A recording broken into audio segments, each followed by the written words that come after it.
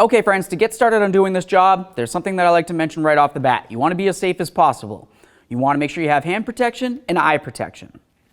Something else that I also like to mention is you're going to want to have a nice collection bucket to collect your coolant that comes out of the radiator. When you do this job, you want to make sure you recycle the coolant properly. Go ahead and take this collection bucket and we're going to put it right underneath the petcock on this. To explain where the petcock is, if you were to look down along the driver's side of the radiator, you're going to see a little white twisty knob on the bottom corner of the radiator. Right below that is where the drain hole is going to be, and that's also where the mount is for the radiator, where it goes into the mount on the bottom. So, put your collection bucket so it's directly underneath it. Go ahead and reach down and turn this counterclockwise.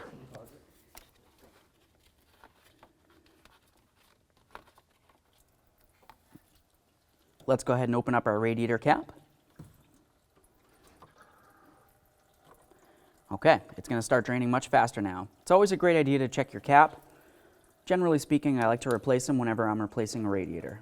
I'll just leave this on the radiator just hanging out. Go ahead and get this off of here. Now the next thing we need to do is get the wiring off of the fan shroud itself. You can do that with something as simple as one of these little forky tools. Get in behind there and pop it off. There should be one over here as well. This one's already off. After that, we want to disconnect the wiring from the actual motor. So let's go ahead and push in on the center and then draw this right off of there. I always like to take a peek to make sure there's no funny colors.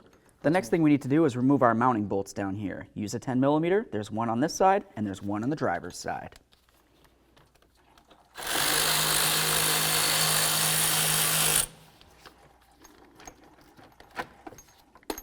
Now that we have those out, give it a little wiggle. As you can tell, it's pretty much ready to come out. What we need to do next is just lift straight up and out. You might notice that the ear gets caught on here, but just kind of weasel it over to the side and it should come up. There it is, friends. All right, so we have the majority of our coolant drained out of our system at this point. What I like to do next is just go ahead and close up this petcock, and then I'm going to move that collection bucket over towards the passenger side, and I want to get it right underneath this coolant hose here.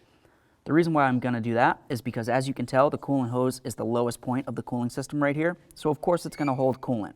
When I take this off, we want to be able to collect any coolant that's going to come out of this. Now it's going to be time to go ahead and squeeze this clamp and slide it away so we can get the radiator hose off. So if your clamp is broken like ours, what I usually like to try to do is just kind of peen up the ears and make the clamp as loose as possible. Once I've done that, I'm going to try to slip the hose off of the radiator, and then of course I'll get the remainder of the clamp off. There it is. Let's just get this clamp off of here. Check your hose, make sure it's not damaged in any way. This one looks great. Let's get this clamp off of here now.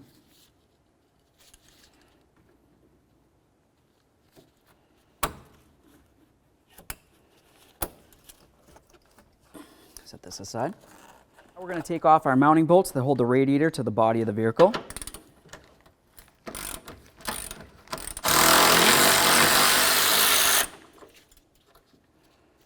Grab onto it, lift it up at an angle. There it is, friends. Now all we need to do is make sure we continue emptying this out into our collection bucket. Now let's look along the bottom here, along the radiator support, and just make sure you have those mounts still on there. These look great, so let's continue. Okay friends, now it's going to be time to put our radiator in here. Something that I like to mention before we get started, if you happen to notice that your old radiator didn't have these right here, well, that's okay. If you have a manual transmission, you don't necessarily need to worry about these. If you have an automatic transmission, that's where the cooler hoses are going to go. If you have the manual transmission, just go ahead and leave these little covers on there. All right, let's carefully slide this right down and in here. We want to line those pitons up with the mounts down along the bottom there. Make sure they slide right in. That one's good. That one's good. Sits right down. Perfect. If you have any copper never sees, I always like to put a little bit in these threads. It'll be time to get our mounts back on here. Let's go ahead and line it up with the radiator, and then of course line the bolt up with the hole. Start it in there, do the same to the other side, and then we'll go ahead and snug them up. Now let's get our hose on here. Just be careful as you bring it down not to damage any of the fins on your brand new radiator. Some coolant might come out, keep that in mind. If you have a new clamp, now's the perfect time to go ahead and put that on there as well. Okay, this looks good. Now I'm going to snug it up.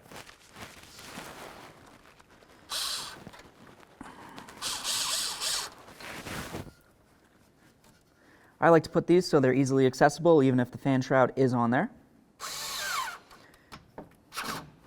All right, give it a nice tug, make sure it's secure. Also wiggle the radiator around just to make sure it's sitting the way that it needs to. This looks great, let's continue. Let's get this upper hose on here. Go ahead and squeeze that. We're going to bring this all the way up and try to sit it exactly where we removed it from on the hose originally.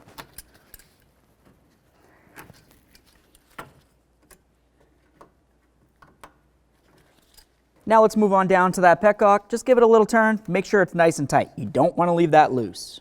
Go ahead and slide it in. What we want to pay attention to is those bottom areas. Right down here. You want to make sure those fit into the hooky-doos that are down on the radiator. Okay. Just have to move it around up and down a little bit. We should be able to get it to fit in.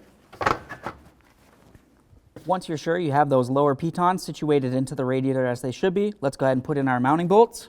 I like to start them both in before I snug either of them up.